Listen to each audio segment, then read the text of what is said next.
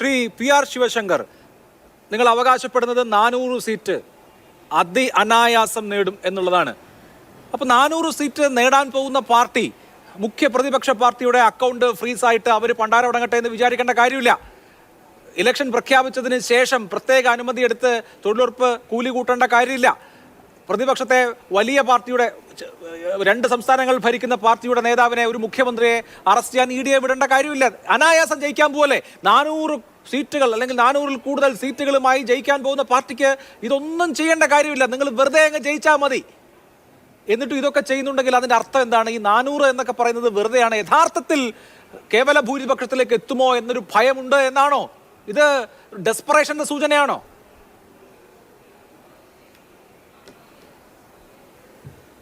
അഭിലാഷ്, എൻ്റെ BJPയുടെ ഹെഡ് ഓഫീസിൽ നദ്ദാജിക്ക് ഒരു അഡ്വൈസർ ആവശ്യമുണ്ടെന്ന് എനിക്ക് തോന്നുന്നില്ല. ഉണ്ടെങ്കിൽ ഞാൻ താങ്കളെ വിളിക്കാം. എങ്ങനെയാണ് 400 സീറ്റ് കിട്ടേണ്ടത്? അയ്യോ, ഞാൻ നിങ്ങളെ ഉപദേശിക്കാൻ ആളല്ലേ. കിട്ടുമല്ലോ. അല്ല, വേണമെങ്കിൽ എനിക്ക് വേണ്ട. അല്ല, കിട്ടിയില്ലെങ്കിൽ വിളിക്കാം. ഞാനിപ്പോൾ അങ്ങയുടെ അഡ്വൈസൊക്കെ അല്ലെ എങ്ങനെ ജയിക്കണം എന്നപ്പോൾ അങ്ങേര് പറഞ്ഞല്ലോ. എനിക്ക് അറിഞ്ഞൂടാ, അവിടെ വേക്കൻസി ഉണ്ടെങ്കിൽ ഞാൻ തീർച്ചയായിട്ടും വിളിക്കാം.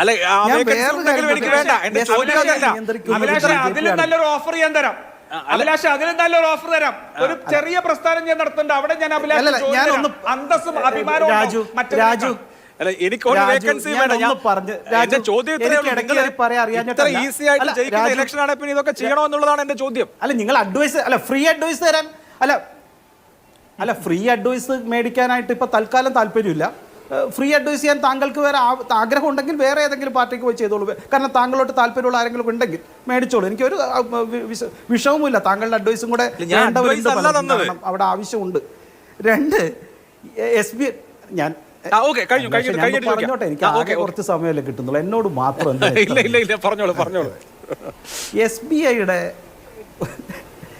SBIയുടെ കുത്തക അവകാശം ഞങ്ങൾക്ക് തരുവാണെങ്കിൽ ശിവദാസനെ കരുവന്നൂരിൻ്റെ അവകാശം എടുക്കുമോ?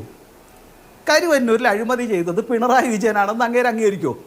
ഞങ്ങളാണ് SBI നിയന്ത്രിക്കുന്നത്. അല്ലെങ്കിൽ പിണറായി വിജയന് കഴിവില്ല, സ്വന്തം ബാങ്ക് നോക്കാൻ കഴിവില്ല എന്നായിരിക്കും അദ്ദേഹം പറഞ്ഞു വന്നത്. ഇനി അത് കാരണം വേറെ പലരും പറഞ്ഞിട്ടുണ്ട് ഇയാൾക്ക് ഒരു കഴിവില്ല എന്ന് പറഞ്ഞിട്ടുണ്ട്. അതൊന്നും ഞാൻ കൂടുതൽ പറയുന്നില്ല. പിന്നെ CPIയുടെ ഞാൻ നേരത്തെ പറഞ്ഞ ഒരു കാര്യങ്ങളൊന്നും അദ്ദേഹം ഗണ്ണിച്ചില്ല.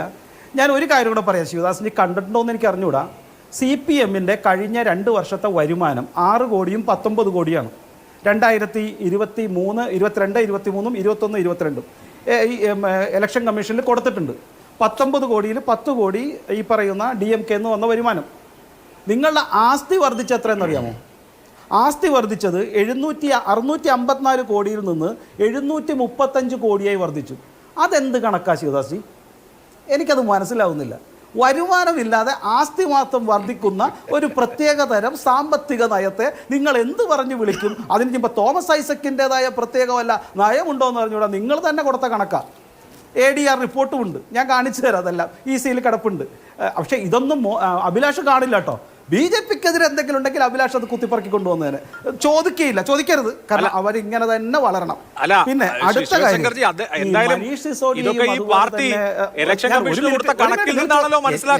അവിടെ ചോദിക്കും. അല്ല, അത് അവരോട് ചോദിക്കാം. അദ്ദേഹത്തിന്റെ അവസരത്തിൽ ഞാൻ ചോദിക്കാം. നിങ്ങള് 2019-ലെ 3-അംഗ സുപ്രീം കോടതി ഉത്തരവിന് ശേഷം ഇലക്ഷൻ കമ്മീഷനോട് പറഞ്ഞത് അല്ല, ഞങ്ങൾക്ക് ആ വിവരം തരാനുള്ള ബാധ്യതയില്ല നിയമപ്രകാരം എന്നാണ്. ഇലക്ഷൻ കമ്മീഷന് മുമ്പിൽ നിങ്ങൾ കൊടുത്തിട്ടുള്ള അഫിഡവിറ്റ് ഉണ്ട് ഞങ്ങൾക്ക്. അതായത് 2019-ൽ രഞ്ജൻ ഗൊഗോയുടെ ഉത്തരവുണ്ട്. ഇലക്ഷൻ കമ്മീഷന് ഈ രാഷ്ട്രീയ പാർട്ടികളൊക്കെ വിവരങ്ങൾ ഫർണിഷ് ചെയ്യണം, നിങ്ങൾക്ക് കിട്ടിയ ഇലക്ട്രൽ ബോണ്ട് വഴി കിട്ടിയ തുകയുടെ മുഴുവൻ വിവരങ്ങളും കൊടുക്കണം എന്നുള്ള ഉത്തരവുണ്ടായിട്ട് ആ ഉത്തരവിന് ശേഷം നിങ്ങളുടെ പാർട്ടി ഇലക്ഷൻ കമ്മീഷന് കൊടുത്തിട്ടുള്ള ഇൻഡാസിൽ പറയുന്നത് നിയമപ്രകാരം ഞങ്ങൾക്കത് തരാനുള്ള ബാധ്യതയില്ലെന്നാണ്. ഇപ്പോൾ DMKയുടെ കാര്യം അങ്ങ് പറഞ്ഞത് DMK അവർക്ക് കിട്ടിയ പണത്തിന്റെ കണക്ക് ഇലക്ഷൻ കമ്മീഷന് കൊടുത്തതുകൊണ്ടാണ്. ഇപ്പോൾ CPMന്റെ കാര്യം പറയുന്നത് അവർ ഇലക്ഷൻ കമ്മീഷന് കൊടുത്ത കണക്കാണ്. നിങ്ങൾ കൊടുത്തിട്ടേ ഇല്ല സാർ.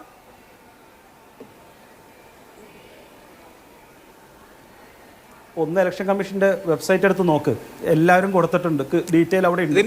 ഞാനത് അതിന് തർക്കിക്കാം, വേറെ ദിവസം വിളിക്കാൻ ഞാൻ തർക്കിക്കാം.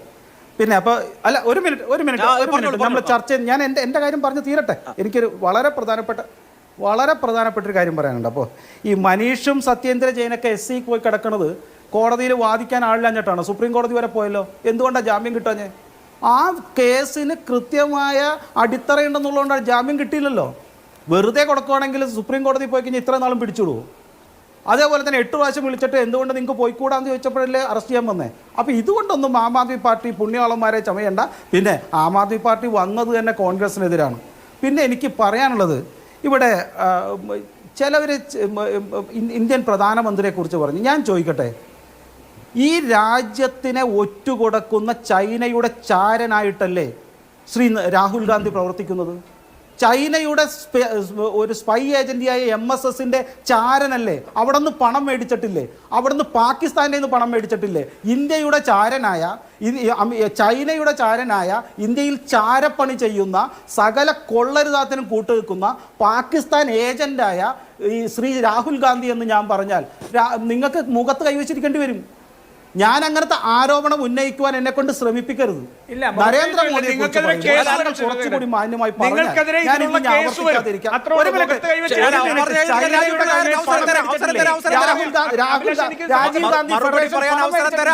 രാഹുൽ ഗാന്ധി ഫെഡറേഷൻ പണം മേടിച്ചിട്ടില്ലേ? ചൈനയുടെ ചാരനല്ലേ നിങ്ങൾ? ചൈനയ്ക്ക് വേണ്ടിയിട്ടല്ലേ നിങ്ങൾ പല വിടുപണിയും ചെയ്യുന്നത്? ജർമ്മനിയിലെ വേണ്ടിയിട്ടല്ലേ നിങ്ങൾ